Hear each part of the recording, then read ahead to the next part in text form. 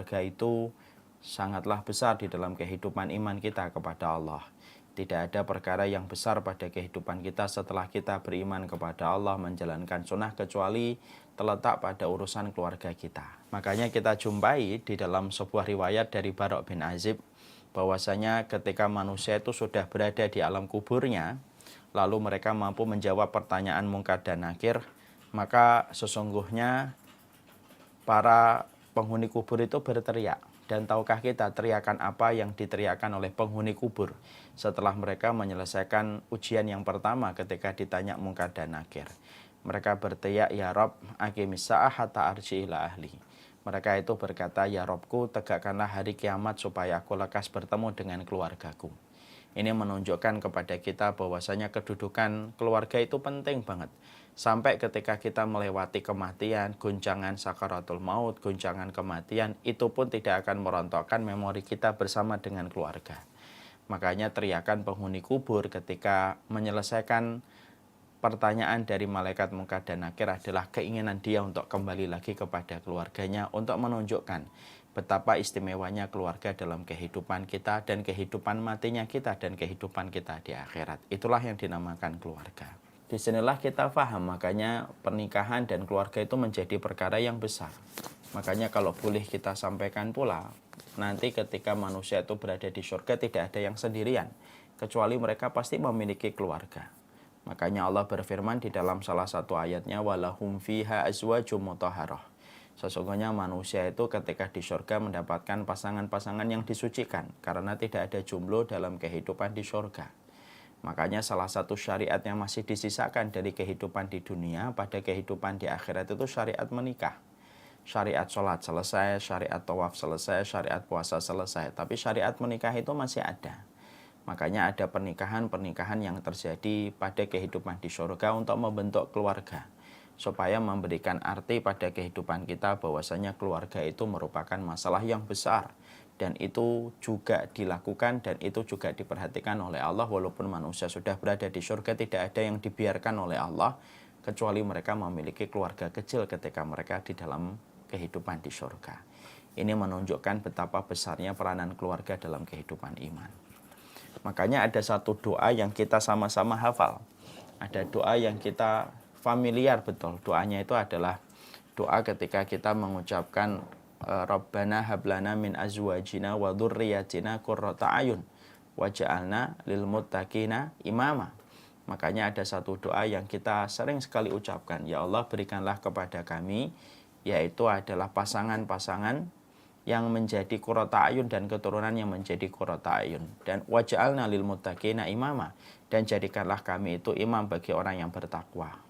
Kalau kita perhatikan di dalam doa ini ada dua permohonan yang kita minta. Permohonan yang pertama kita minta supaya kita diberikan oleh Allah istri dan pasangan-pasangan dan anak-anak yang qurrata ayun. Permohonan kita yang kedua dijadikan imam bagi orang yang bertakwa atau menjadi pahlawan dan pemimpin-pemimpin bagi orang yang bertakwa. Kalau kita mentadaburi, ternyata kita akan menjumpai kenapa ada kata permohonan supaya kita menjadi imam, pemimpin bagi orang yang bertakwa setelah kata qurrata ayun yang kita minta pada keluarga kita.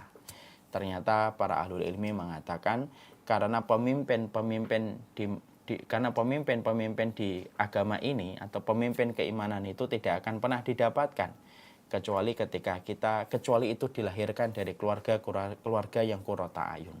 Makanya pahlawan Islam kalau kita perhatikan di dalam sejarah Islam dan panggung sejarah tidak pernah kita jumpai pahlawan Islam kecuali mereka lahir dari keluarga yang betul-betul qurrata ayun. Lahirlah anak-anak yang mereka bertumbuh kembang dengan baik dari keluarga yang qurrata ayun. Akhirnya mereka keturunan-keturunannya menjadi imam bagi orang yang bertakwa. Dan itu menunjukkan bahwasanya urusan keluarga itu urusan besar dalam kehidupan iman. Dan itu berbeda dengan peradaban yang kita jumpai di barat. Dan kalaulah boleh saya sharing, arti qurrata ayun itu apa sih Ustadz yang disebutkan oleh Allah pada surat Al-Furqan dalam doa ini? Qurrata ayun itu adalah sesuatu yang menenangkan. Apapun badai yang di luar, petir, halilintar, bersahut-sahutan. Tapi setelah kita membuka gagang pintu masuk ke rumah, maka semua petir halilintar yang kita dengarkan begitu memengakkan telinga ketika di luar rumah, sekalinya kita masuk ke rumah, kita tidak lagi merasakan petir dan halilintar serta berbagai macam badai yang ada di luar rumah. Itulah yang dimaksudkan dengan qurrata ayun. Tentunya kita harus paham, ketika kita telah mengerti bahwasanya posisi keluarga itu sangatlah besar dalam kehidupan iman, tentunya ada perkara yang juga harus kita sadari, bahwasanya membentuk keluarga itu harus betul-betul memiliki ilmu, supaya keluarga kita sebagaimana harapan kita menjadi keluarga qurrata ayun. Kalau kita ingin berkontribusi untuk memberikan sesuatu pada agama Allah, salah satunya adalah pastikan keluarga kita ini qurrata ayun. Karena dari keluarga qurrata ayun akan lahir anak-anak yang menjadi imam bagi orang-orang yang bertakwa. Lil muttaqina imama. Itu adalah didapatkan ketika kita telah berhasil menjadikan keluarga kita adalah keluarga qurrata ayun.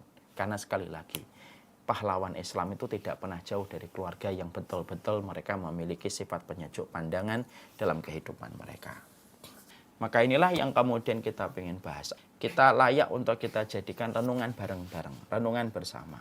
Tentang bagaimana hubungan kita dan bagaimana konsep di dalam keluarga yang diatur dan disampaikan petunjuknya oleh orang-orang para ahlul ilmi terdahulu. Yang disampaikan kemudian oleh para ulama itu adalah, pastikan bahwasanya pernikahan itu betul-betul adalah ibadah. Masya Allah. Kalau kemudian pernikahan itu sudah diletakkan ibadah, berarti pernikahan itu yang paling puncak, yang paling besar faktornya itu adalah karena ibadah, bukan karena cinta, bukan karena kasih sayang. Pastikan bahwasanya pernikahan yang kamu selenggarakan itu adalah karena Allah. Dan itu ibadah. Makanya ikatan ini harus kemudian betul-betul karena Allah. Kenapa? Karena yang mengintai sebuah pernikahan supaya rusak pernikahan itu adalah setan. Karena setan itu tidak ada yang dia inginkan kecuali mendapati dua orang yang sudah menikah kecuali rusak. Sudah memproklamirkan mereka itu. Mereka nggak suka dengan pernikahannya manusia. Karena tahu di situ ada banyak keberkahan yang akan mereka petik dalam kehidupan di akhirat. Makanya kemudian yang mereka lakukan itu apa? Memproklamirkan betul supaya kemudian berpisah. Lalu kemudian disitulah kita paham. Berarti kalau kita salah satunya menundukkan setan yang terus bergerilya untuk merusak kehidupan pernikahan kita, disitulah kita kemudian paham. Ada Allah yang harus kita sertakan. Makanya nikah itu ibadah yang pertama. Nikah itu ibadah karena di situ harus ada Allah.